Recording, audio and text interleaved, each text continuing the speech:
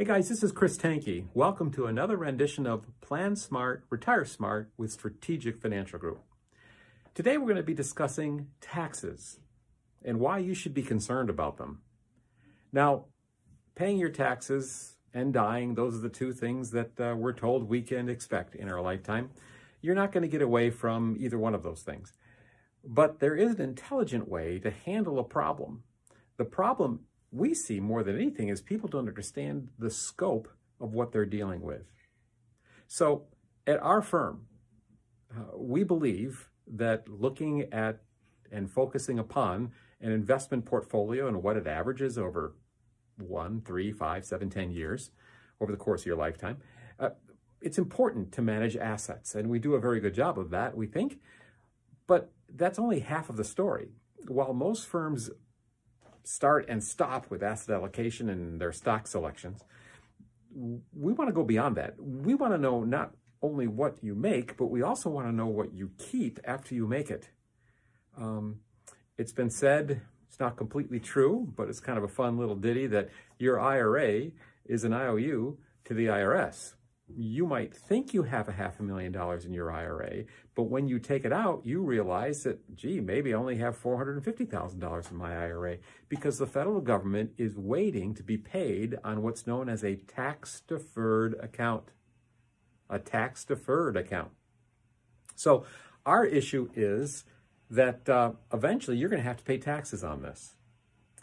Now, there are a lot of CPAs out there, a lot of advisors out there that are trying to preach the gospel of tax deferral. You don't want to pay taxes. You want to avoid paying taxes.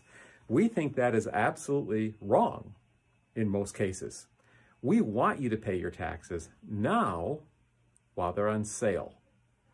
Think about this. Our national debt, by any estimation, is somewhere around 23 trillion and growing. These stimulus packages, these COVID packages, are just dizzy numbers what our federal government is coming up with. And the truth is, and I honestly believe that, most of these congressmen and women have no idea what they're doing. They have no idea what it means to spend $1 trillion, right? So what we have here is a scenario of a increasing national debt that is very, very concerning. We, about 10 years ago, rented out a movie theater and got the rights to the PBS movie IOUSA. And we filled it up with our clients and their friends talking about the concern of the national debt and what this means. I think at that point, it was about $8 trillion. Well, ladies and gentlemen, those were the days, right? Here's our concern. Somebody has to pay for this. If we're, say, $23 trillion in debt, we can afford to pay it, sort of, because the federal government is artificially suppressing interest rates. They're telling us that's what they're doing. They're telling us, don't get used to this. We can't continue to do this. This is not a real world. Someday, when interest rates bump back up, and you can get more than 0.5% at the bank, you can get maybe 4% at the bank, what happens to that national debt? Well, it becomes more and more and more expensive to service. We are responsible for that, you and I. We're going to be paying for that.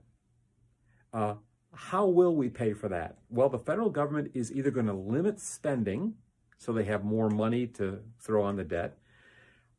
Fat chance of that. I think that's against their religion. Or they're going to raise taxes. We see historically that has happened every single time when a nation has taken on more debt than would be sound, I would say. We absolutely know it's going to happen here. We're not seeing it yet, but hold on to your hats. It's coming. It has to come. America is an exceptional country, but we're not exceptional when it comes to simple finance. It's going to happen. We're going to have to service that debt to keep our credit rating, and we will do that.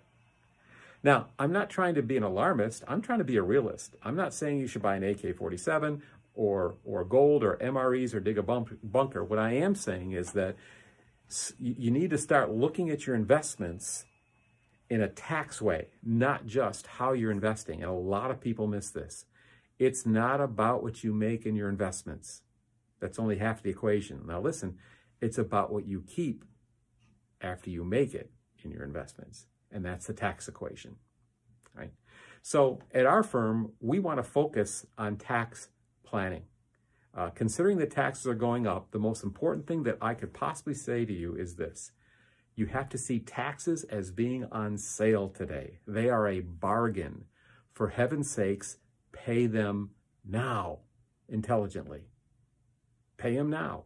Don't defer till later, because it's going to be much more expensive, we believe, to pay those taxes.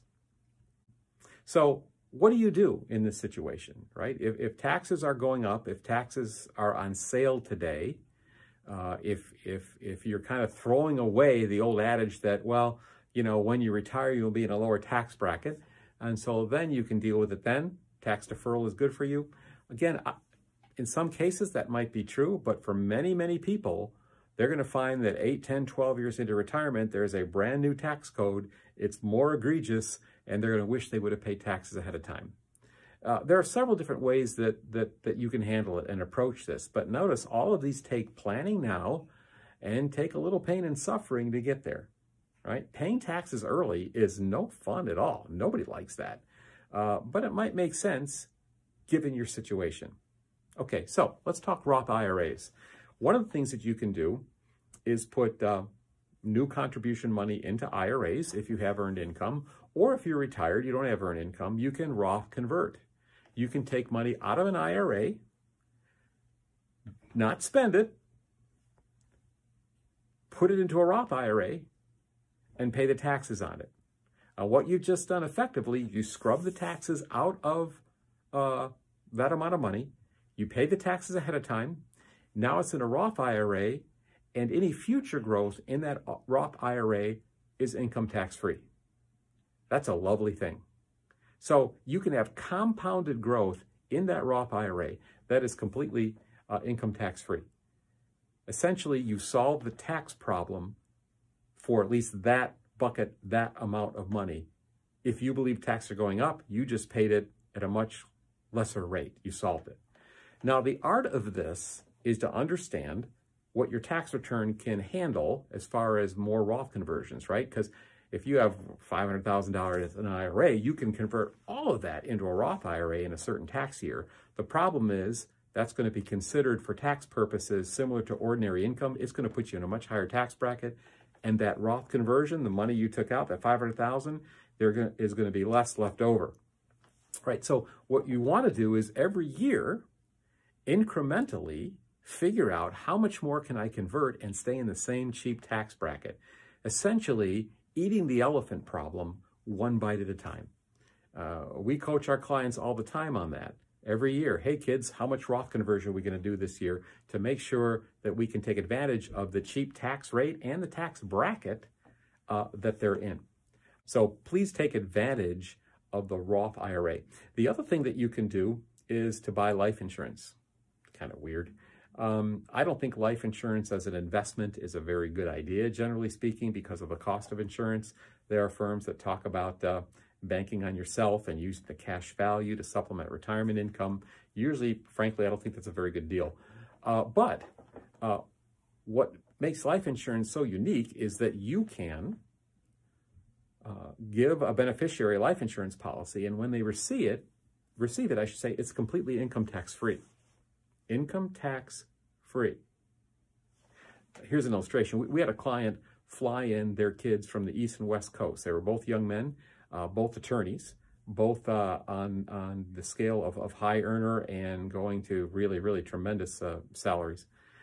They were in their late 20s, and they met at my office here, and we sat down and said, hey, boys, you never expected this day.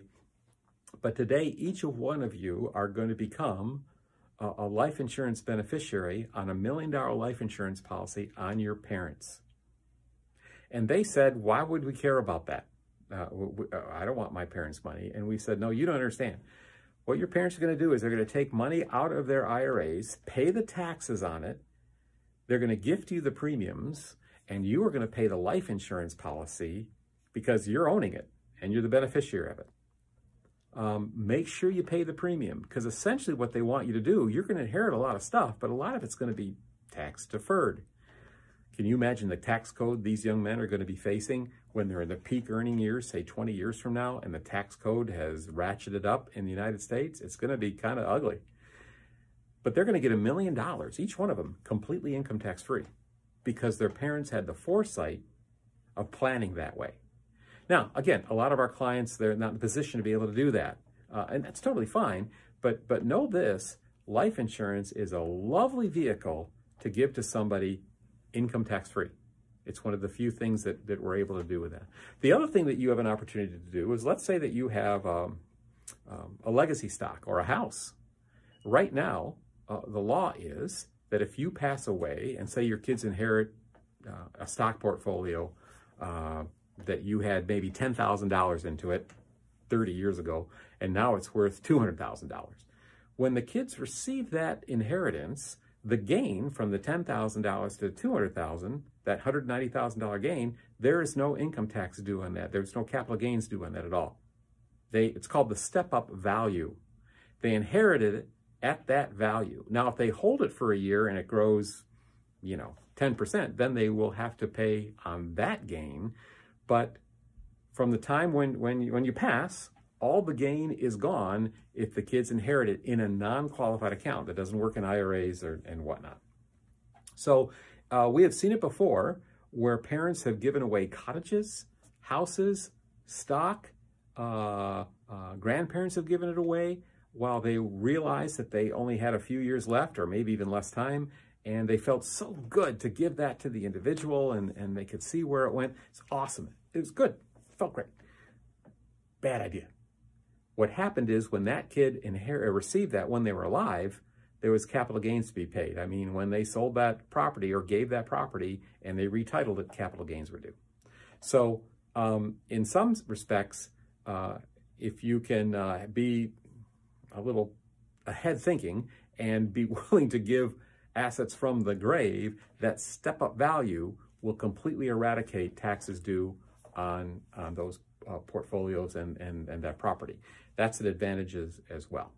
So as you can see, there are some things that we can do to mitigate the future tax bite that certainly will be coming. We encourage you to connect with us or connect with a firm that thinks like this, so that, that we can make sure that you keep more of what you have earned.